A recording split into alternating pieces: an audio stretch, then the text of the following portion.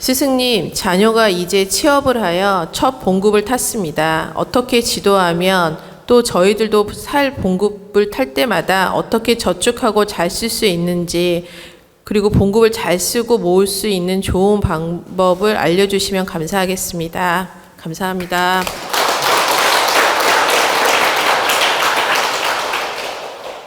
자녀가 이제 사회에 막 나가서 취업을 해서 월급을 받게 되면은 이 월급을 처음부터 저축하게끔 강요하거나 저축하는 법을 가리키려고 하는 것은 현명하지 않습니다. 사회생활 3년 동안은 내가 이 월급 타는 걸 공부 비용으로 잘 써야 된다는 마음으로 사회생활 하면서 직장생활 하면서 내가 한 뜸이라도 내 자신을 갖춰나가는 비용, 예를 들면 자기가 직장 다니면서 공부할 게 있으면 공부 비용으로도 쓰고, 또 친구를 만나거나 사람을 만난 일이 있으면 사람 만나는 비용으로도 쓰고, 이 사회생활을 적응해 나가면서 그 비용을 잘 쓰는 방법을 찾아주는 게 좋습니다. 다시 말씀드리면 첫 봉급을 200만 원을 탔다고 합시다. 예를 들면 그럼 200만 원을 부모 입장에서 최소 100만 원은 꼭 저축을 해라, 이렇게 강요하지 말라는 겁니다. 어떻게 해야 되느냐? 3년 동안은 네가 월급을 받으면 네 자신을 갖추는 노력을 하는데 비용을 잘 써라. 네 능력을 더 확장시켜 나가는데 비용을 잘 쓰라고 얘기를 해줘야 되고, 2차적으로 네가 앞으로 미래를 준비하는 비용도 필요하기 때문에 미래를 준비하기 위해서 일부는 잘 저축도 하고 일부는 잘 관리하는 것도 좋다. 일부는. 그리고 또 그 나머지 네 월급에서 조금이라도 네가 쓸 돈이 있다, 나머지 여윳돈이 있다, 그러면 부모에게 네가 하고 싶은 대로 단돈 10만 원이라도 네가 하고 싶은 대로 부모에게 마음을 쓰는 건 감사하게 받을 수가 있다. 그러니 그건 너의 뜻에 맡기겠다. 이렇게 말을 해주는 게 좋습니다. 왜 이 말씀을 꼭 드리냐면, 아이들이 너만 월급 타서 너만 잘 먹고 잘 살면 돼, 엄마는 괜찮아, 아빠는 괜찮아, 이렇게 말하지 말아야 됩니다. 이건 자식을 득되게 하는 게 아니에요. 아이들이 월급을 타서 단 10만 원이라도 부모 용돈을 드릴 수 있고 효를 행할 수 있게끔 가르치는 게 아이를 돕는 거지, 이걸 뭘 바래서가 아니에요. 니들만 잘 살면 돼 하는 것은 이기심으로 살으라는 얘기밖에 안 되는 거예요. 부모한테 잘하는 법을 가르칠 때 이 아이가 성공 가능성이 높아지는 겁니다. 부모한테 효도하게 만들 때 성공 가능성이 높아진다. 근데 왜 제가 3년이라는 시간을 말씀드렸냐면, 사회에 딱 나가면 월급도 작아요. 그리고 쓸 것도 많고 준비할 것도 많아, 배울 것도 많고, 그렇기 때문에 3년은 많이 저축하는 데 애쓰지 말고 네 자신을 갖춰나가는 데 비용을 잘 쓰라고 말해주는 게 맞다는 뜻입니다. 그러면 여러분이 이해를 하기 쉽게, 여러분의 이해를 돕기 위해서 제가 하나 예를 들어 드리겠습니다. 예를 들어 초봉을 200만 원을 받았다. 200만 원을 받으면 무조건 절반은 네 자신 능력을 갖추는 데 써라. 이렇게 말을 해주는 게 좋고, 그리고 나머지 100만 원이 있을 거 아닙니까? 이 100만 원은 네가 저축하고 싶은 만큼 하고, 또 나머지는 부모님한테 용돈을 주든 네가 이렇게 좋은 데 쓰든 그건 네 뜻이다. 그래, 부모님한테 용돈을 주든 네가 적선보시를 하는 데 쓰든 그건 네 뜻이다. 그런데 너를 길러주고 너를 공부시켜주고 너를 사회에 진출하게끔 우리가 도와줬으니 너도 부모한테 은혜를 갚는 마음으로 그 100만 원 안에서는 부모한테 용돈을 한 달에 얼마라도 네 주고 싶은 만큼 주는 노력을 하는 것은 마땅한 일이며 감사하게 받겠다. 이렇게 말을 해주는 게 좋습니다. 그러면 그 나머지 100만 원 중에 자기가 50만 원을 저축하고 보세요. 50만 원을 저축하고 그 50만 원 중에서 부모님 용돈을 줄 수도 있고 또 하다못해 그 100만 원 중에서 한 70만 원 저축하고 30만 원을 용돈을 줄 수도 있고 아니면 자기가 한 80만 원 저축하고 20만 원만 용돈으로 줄 수도 있고 그건 자유지요. 얼마를 용돈을 내놔라 강요해서는 안 되고 네 하고 싶은 만큼 네 주고 싶은 만큼 네 마음 내키는 대로 부모님한테 용돈을 주고 효의 역할을 하는 건 마땅한 일이며 그걸 당연하게 설명해 주고 또 당연하게 가르쳐야 되고 당연하게 받아야 된다. 그러면 엄마가 한 달에 한 달에 이제 딸이든 아들이든 엄마가 그 아들, 딸이 벌어온 용돈을 한 달에 30만 원씩 줬다고 합시다. 예를 들어 여러분들 자녀 중에서 사회 진출해가지고 30만 원씩 매달 엄마한테 용돈을 주면 엄마는 그걸 홀딱 받아서 함부로 쓰겠습니까? 틀림없이 그걸 별도로 통장을 만들어 저축을 하든지 아니면 나중에 득되게 쓰려고 노력을 할 겁니다. 그러면 그 30만 원씩 맡긴 돈을 내가 나를 위해서 엄마를 위해서 안 쓰고 저축을 해서 나중에 시집갈 때 주더라도 용돈을 받는 건 맞다는 뜻이에요.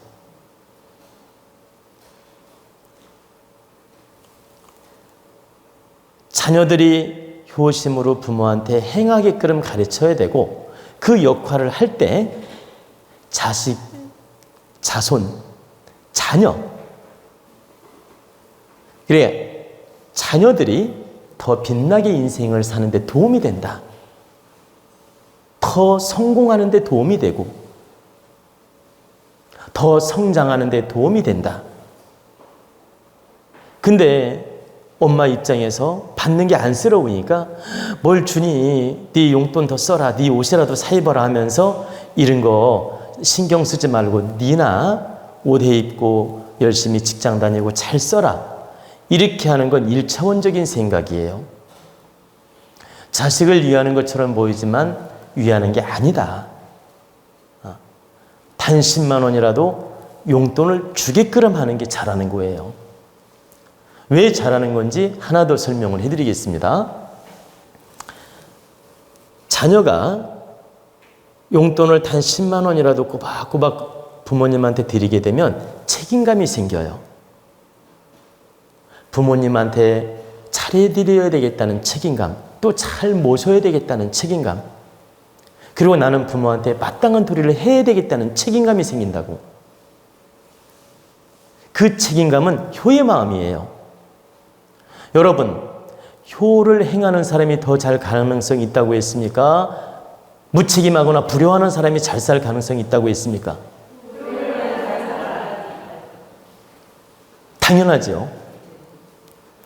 그렇기 때문에 아이들로 하여금 효를 가리켜서 효를 행하게끔 하는 거예요. 그러니까 효를 바르게 가리켜서 진정으로 효를 행하게 하는 것이 아이들을 위하는 것이 된다. 그래서 제가 그전에도 강의를 해드렸는데 용돈을 부모님에게 주면 아이 뭘 주니? 괜찮아. 너나 잘 써라. 이렇게 하시면 안 돼. 용돈을 주면 참으로 감사하구나. 네가 열심히 벌어서 이렇게 용돈을 주니 내가 너를 위해 득되게 잘 쓰겠다. 너를 위해 득되게 잘 쓰겠다는 말은 내가 너를 위해 기도 비용으로 쓰든 너를 위해 내가 사회에 봉사하는 데 쓰든 아니면 친구들 만나는데 커피를 값을 내든 내가 너를 위하는 마음으로 득되게 쓰겠다 이 말이에요. 그리고 이걸 잘 내가 저축해서 나중에 시집갈 때 쓰더라도 너를 위해 쓰는 거고, 꼭 저축해서 시집갈 때 줘야만이, 장가갈 때 줘야만이 득되게 쓰는 게 아니에요. 내가 이걸 뜻있게 이 용돈 받은 걸 잘 사회에 쓰더라도 이 아이를 위하는 게 됩니다. 친구들 만나서 밥을 사주는데 쓰더라도 잘만 써주면 다 득이 되는 거예요. 공익자금으로 써도 득이 되는 거고, 어디 후원금으로 써도 득이 되는 것이고, 이렇게 득되게 잘 써주겠다. 그리고 참으로 감사하구나. 우리 아들, 딸이 이렇게 커서 용돈까지 주니 참으로 감개가 무량하다. 그리고 너무너무 감사하고 고맙구나. 내가 정말 자식을 잘 키운 보람이 있구나. 정말 눈물겹도록 내가 감사하다. 이렇게 아이들한테 표현을 해주고 감사 표시를 해야 됩니다. 그러면 아이들이 어떤 마음이 생깁니까? 가슴이 뭉클해지면서 더 용돈을 드려야 되겠구나. 그리고 더 기쁘게 해드려야 되겠다. 이 마음이 생깁니다. 이 마음이 생기면 이 아이는 반드시 성공하게 된다. 그래서 엎드려 절받기라도 아이들을 가르쳐야 됩니다. 엎드려 절받기라도 용돈도 받아야 되고, 그게 진정으로 아이들을 위하는 것이지 무조건 니들만 잘 살면 된다는 식으로 가는 게 득되는 게 아니다. 그래서 월급을 받으면 3년 동안은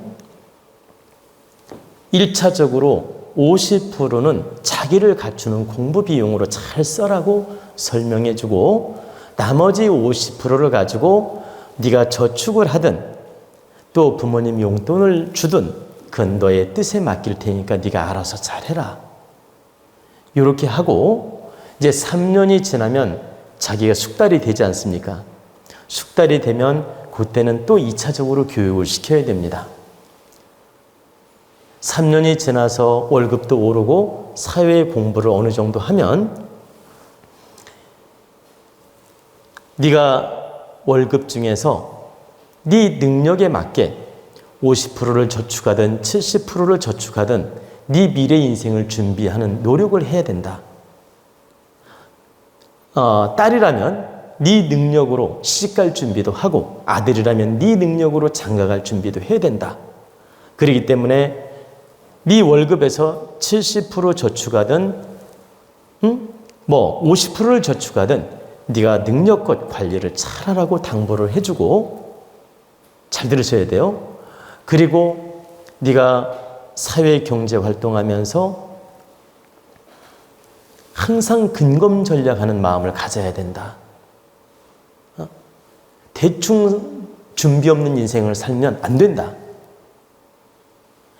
미래를 준비하는 마음으로 늘 근검 전략하면서 노력을 해야 된다. 그리고 아버지, 엄마한테 용돈을 줄 수 있는 부분이 있다면 네가 알아서 많이 주든 적게 주든 그건 네 마음이니까 네가 알아서 해라. 그러나 네가 작은 성이라도 부모한테 마음을 쓴다면 그건 감사하게 받겠다. 이렇게 설명을 해주고 계속 그 마음을 유지하게끔 도와주는 게 좋습니다. 현재 장성한 부모를 둔 어머니, 아버님들이 월급을 받아서 지가 통장을 만들어 쓰는지, 주식을 하는지, 옷을 사 입는지 네 맘대로 하라고 놔두는 부모들이 대다수고, 또 자녀들도 부모가 적당히 경제 활동하고 있으면 아예 무관심합니다. 그리고 지 월급 다 쓰고 모질란다고 또 청구하는 자녀들도 있어요. 지 월급 다 쓰고 모질란다고 또 부모한테 기대는 자녀들도 있다. 그러면 여러분 어떻게 해야 되겠습니까? 너는 사회에 나가서 독립된 인생을 살고 있는 것이다. 네가 월급 받은 걸로 철두철미하게 운용을 잘해서 생활을 해야지. 네가 월급 받은 것도 모자라다고 부모한테 청구한다면 너는 인생 망가지는 것이다. 절대 네가 사회에 나가서 월급을 많이 받든 적게 받든 네 능력껏 살아야지, 규모 없이 살아가지고 부모한테 부담을 준다는 건 너는 인생을 바르게 사는 게 아니다. 이런 식으로 살면 너는 인생이 망가질 것이기 때문에 부모가 용납할 수가 없다. 단 10,000원도 너에게 줄 수가 없으니 미안하지만 네 월급으로 살아라. 딱 단호하게 얘기를 해줘야 됩니다.